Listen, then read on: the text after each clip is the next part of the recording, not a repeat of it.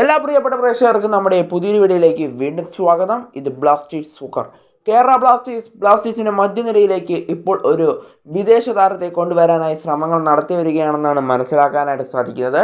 Transfer മാർക്കറ്റിൽ ഇപ്പോൾ ആ വിദേശ താരത്തെ ഇപ്പോൾ അന്വേഷിക്കുകയാണ് കേരള ബ്ലാസ്റ്റേഴ്സ് എന്നാണ് മനസ്സിലാക്കാനായിട്ട് സാധിക്കുന്നത്. ഉടൻ തന്നെ ഒരു താരത്തെ ബ്ലാസ്റ്റേഴ്സ് കണ്ടെത്തുമെന്നുള്ളതാണ് ഇപ്പോൾ മനസ്സിലാക്കാനായിട്ട് സാധിക്കുന്നത്.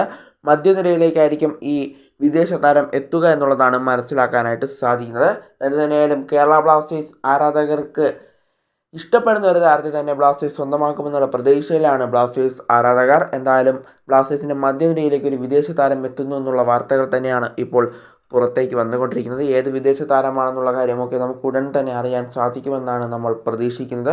എന്തായാലും മികച്ചൊരു വിദേശ താരത്തെ തന്നെയാണ് ബ്ലാസ്റ്റേഴ്സ് നോട്ടപ്പെടുന്നതെന്നാണ് മനസ്സിലാക്കാനായിട്ട് സാധിക്കുന്നത്. കാരണം മധ്യനിരയിലേക്ക് ഒരു വിദേശ താരം കൂടി എത്തുകയാണെങ്കിൽ മുന്നേറ്റ നിരയിലേക്ക് കൂടുതൽ പന്തുകൾ പോകും.